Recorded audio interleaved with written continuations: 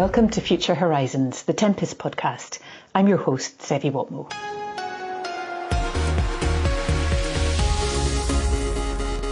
In February 2024, Team Tempest published the Future Combat Air System Sustainability Strategy, which outlined the changes needed to drive a more sustainable and resilient future for the programme.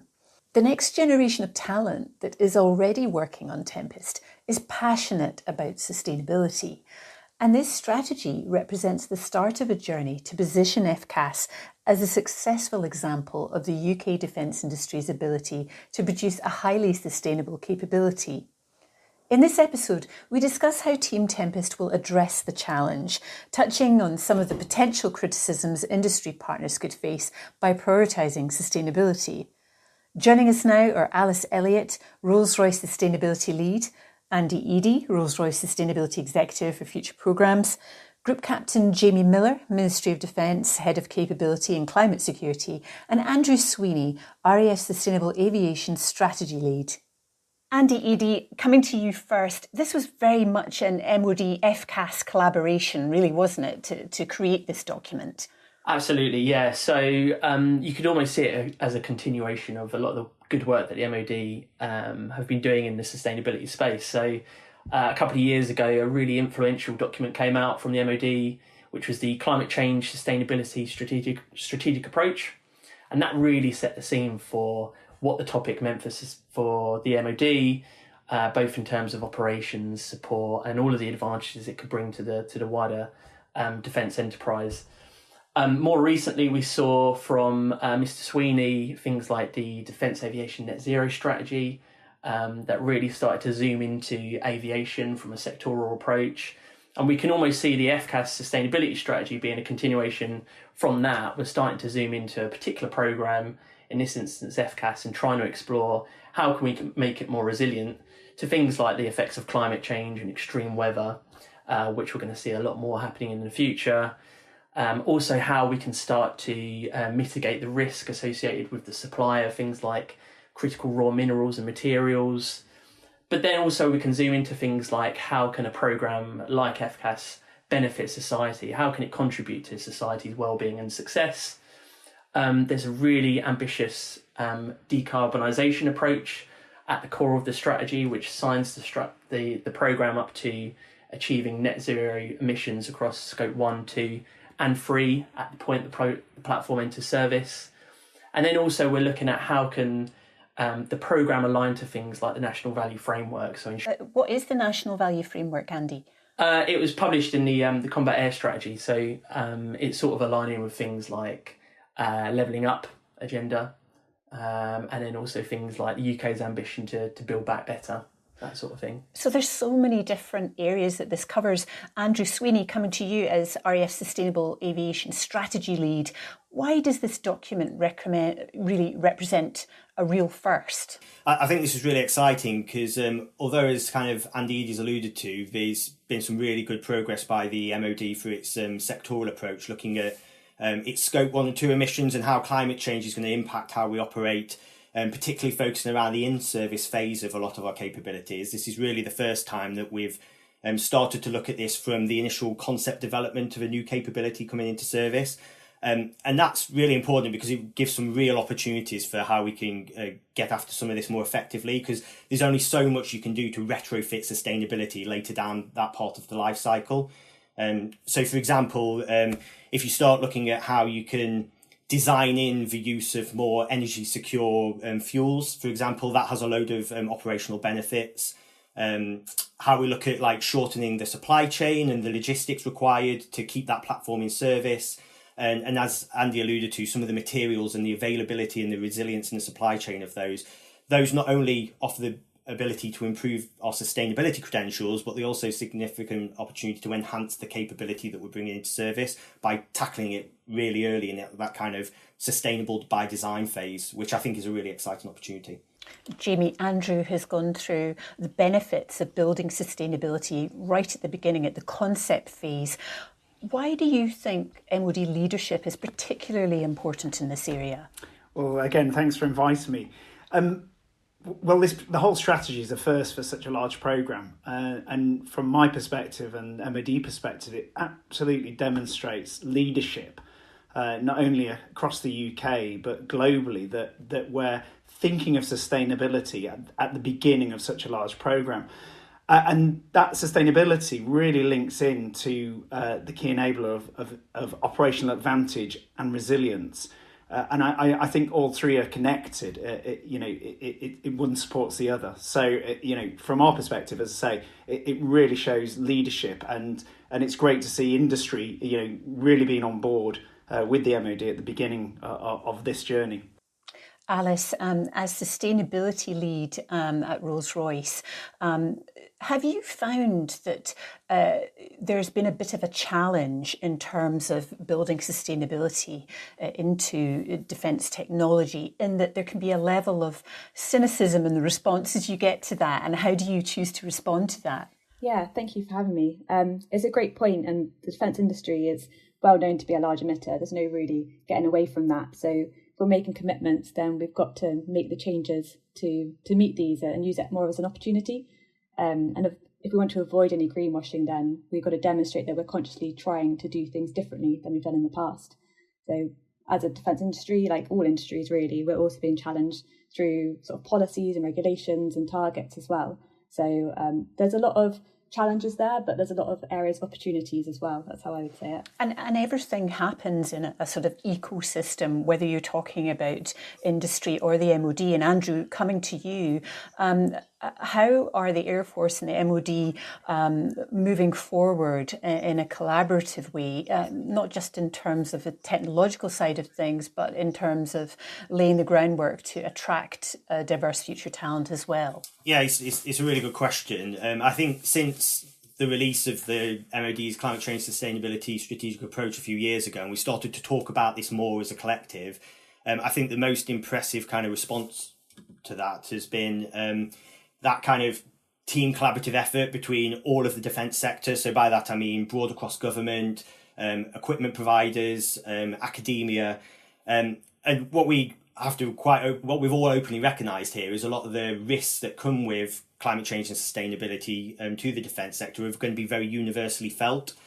So that kind of non-partisan collaborative effort has merely meant we can start to get after those and make sure we're very clear about how we bring those along with us that want us to see us do more, and how also those who think this is a bit of a distraction for defence, why it's still absolutely essential because of the opportunity it presents for things such as operational advantage. But drilling in specifically to one of the risks, which, as you alluded to, is we know that the workforce that's going to be entering into a lot of the defence sector over the next few years, they're very sympathetic and really find the climate change and climate emergency really important, and they want to see an employer that is taking that seriously. And that's a risk that's going to be felt by industry, by the RAF and the MOD and academia alike. So the fact that we're all having this kind of collaborative, unified approach means that we're showing them that it's not just a one-off, it's something that we're all kind of striving to achieve. There's been a lot of interest in sustainable aviation fuel, and it seems to have a lot of potential.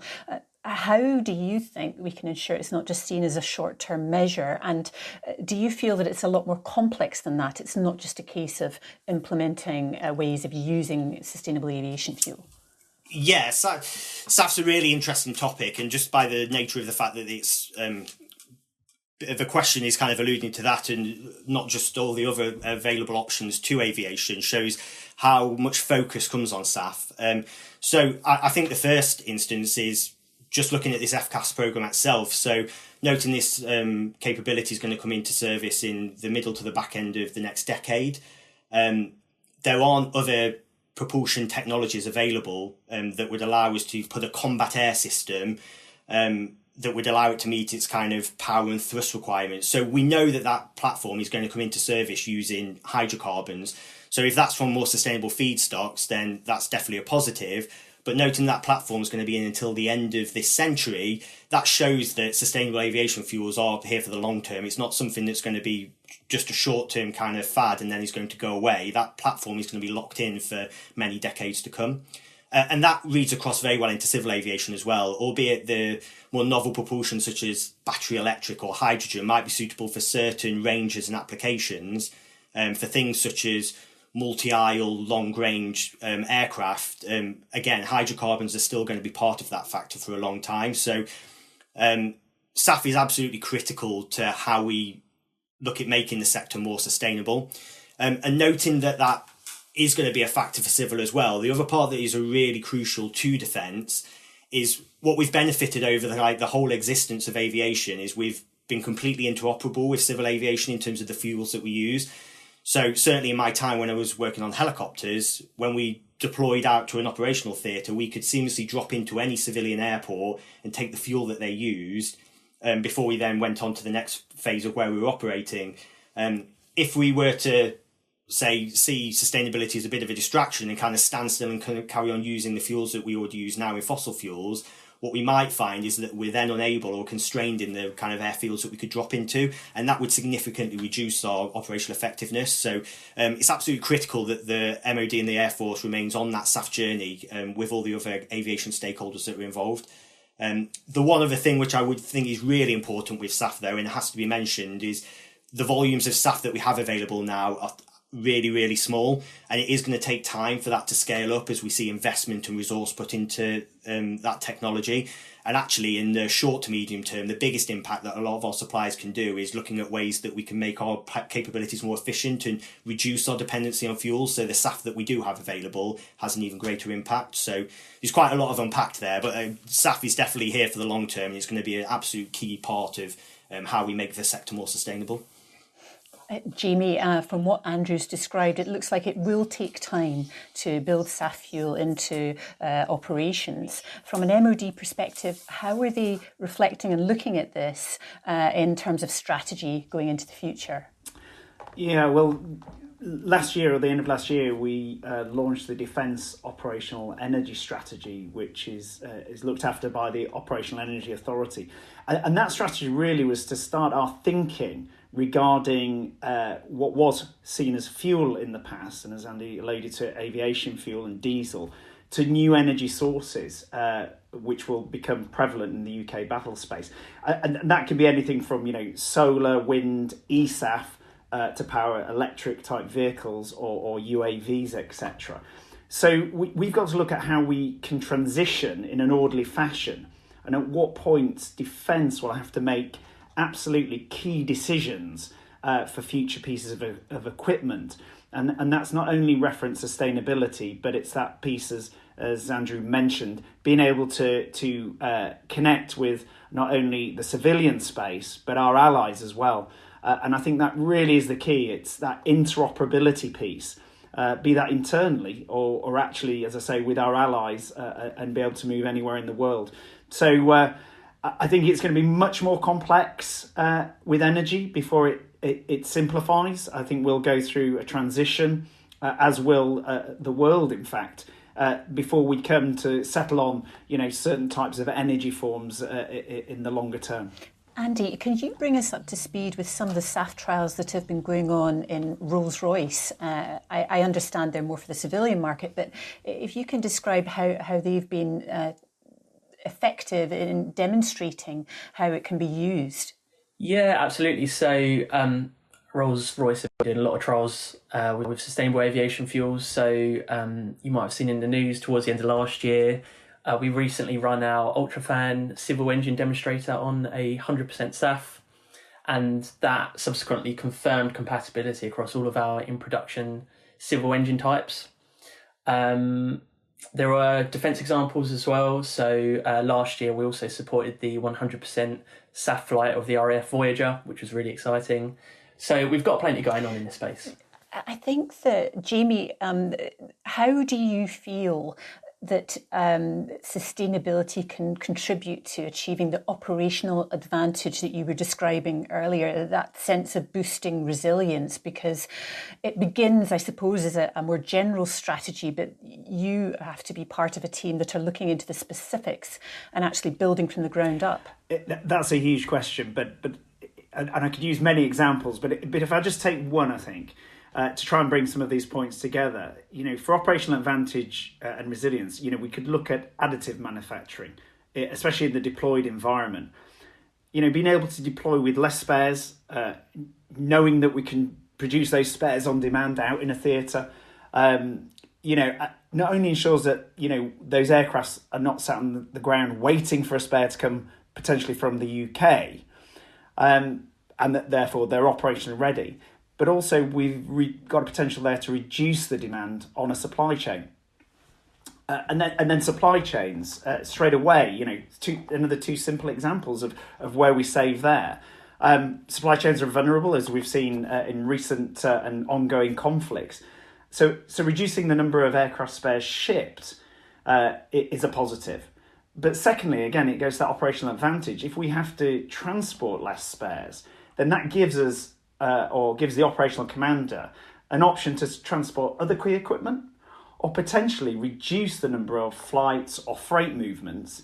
Again, great sustainability advantage. So in that one example, we've just seen how you've got operational advantage improved, resilience improved, and taking Tempest at this early stage of development, looking at the supply chain, the repair chain, that cradle to grave view. It's just obvious that with a slightly different mindset, there is so much that can be achieved. Operational advantage, resilience, potential cost savings, as well as reducing those environmental impacts. Alice, from an industrial perspective, can you share how Rolls-Royce is looking to boost resilience? Yeah, of course. So sort of touching on what Jamie's just said there, resilience covers that huge range of topics and applies throughout the life cycle of a product. So if you're thinking of it within Rolls-Royce from a design perspective, you can help build that resilience and sustainability in right from the concept stage and how you make the decisions. So design engineers are already probably making decisions around resilience when they're thinking about material choices, and that will, as a bonus, have a sustainability advantage too. So considering the material choices we're using for the engine will help from a sustainability benefit as well as resilience. The two go hand in hand really nicely. So yeah, just changing that mindset piece and introducing more of a change program into the way we do things for FCAS is going to be fundamental in incorporating both that sustainability and resilience thread. Yeah, the importance of the mindset in sustainability always seems to come to the fore, and we hear a lot about the circular economy mindset. Andy, can you help us understand, first of all, what a circular economy mindset is and how you're applying it? Yeah, absolutely. It's a really cool topic. So the majority of the current world around us is basically what we call the linear economy. So essentially we make and we waste. We're pulling material out of the ground, we're making something, we're using it, and then ultimately, at the end of the day, we're chucking it away. And an obvious consequence of that model is landfill. What a circular economy approach or mindset lets us do is it attempts to close that loop between take and waste with an ambition to remove waste altogether. Essentially taking us from that take, make, waste model to a reduce, reuse, recycle model. A great example of this that is normally used in the sort of aviation example is things like cooking oils. So otherwise they're destined to sort of clog somebody's drain if you chuck it away. But actually, can we take that as somebody's waste and use that to produce biofuels for an aircraft? Or another example that we sometimes talk about is with batteries or high performance aerospace batteries. Could we give that a second life on a different platform or application? So I think the obvious benefits of adopting a circular economy mindset are linking back into that resilience piece. There's an obvious environmental benefit, avoiding that straight to landfill model that we saw earlier. And one of the ways that we're applying this on the programme, we've got this really exciting project going on called Tornado to Tempest, which is in collaboration with the MOD. And essentially what we're doing is we're taking a tornado component, so it's going to be a titanium fan blade, and we're going to clean it up a little bit, atomise it, so turn it into a metal powder, and then use that metal powder as feedstock to 3D print a part that is going to be representative of a Tempest part. So you can immediately start to think of all the stock that's held in warehouses that can live a new life, recycled on a more sustainable Tempest platform. And then on top of that, there's the whole world of digital, which really enables a lot of the stuff that we're talking about on this podcast episode. So in this instance, we're looking at things like digital product passports, really cool emerging bit of technology that might provide a more automated approach to gathering sustainability data through a product's life cycle. So we're hoping to demonstrate that as part of Tornado to Tempest and understand how feasible it might be to scale it across a program like FCAS and ensure that we're able to meet our decarbonisation commitments across the supply chain. So yeah, all really cool stuff. And, you know, some of the techniques you've described are quite exciting. And Alice, I'm imagining that you're going to have to prepare employees for this step change. How are you building the mindset piece into your plans for employees upskilling in the future? Yeah, absolutely. And I think the pilot projects that Andy's sort of alluded to there are going to be fundamental in that, because it will demonstrate the benefits that there will be through sort of implementing sustainability and doing things differently. And it'll also maybe inspire those who maybe perhaps more cynical in the space as well. So demonstrating that, demonstrating the advantages, it means that we can embrace circular economy throughout FCAS and maybe change the mindsets of everyone that we're working with. So it's going to be a huge change programme to sort of cover the whole of the FCAS programme, but it's something that we're working to do through training, through sort of giving examples of really good best practices to inspire people, also improving some of our comms and engagement. This podcast is a great example of that. Also, can we put out newsletters, anything like that? Good news stories to inspire people, training there to give people the skills behind it. And all of these will add up to hopefully create that sort of seismic shift in the way we do things traditionally, so we can see more of those advantages. Jamie, if all of these new techniques are brought into play, there's going to be a real cost benefit, isn't there? Well, I think as Andy just demonstrated with the idea of using older spares or spares that are in warehouse that aren't required anymore, you know, I think it's amazing that we're starting to even look, at the end of the life of a piece of equipment that hasn't even come into service yet. But that's the way we should be looking at it, to make sure our balance of investment, we're looking at these initiatives, look at that really long term, especially, as we move forward, to the end of this century, the reuse of precious metals, critical metals, mineral availability, will probably be less. So all of a sudden, everything we're using today could have an exponential a much greater value, at the end of the century. So it's getting into that mindset, which, for MOD could be a huge win-win, that actually you've got something usable at the end of a life cycle as well. Andrew, looking at things from an RAF perspective, can you help everyone understand how a circular economy could really unlock the operational advantage? Yeah, I think it's always important when we talk about a lot of the sustainability concepts or technologies, is it's also really important to try and make clear how they can boil down to operational effectiveness.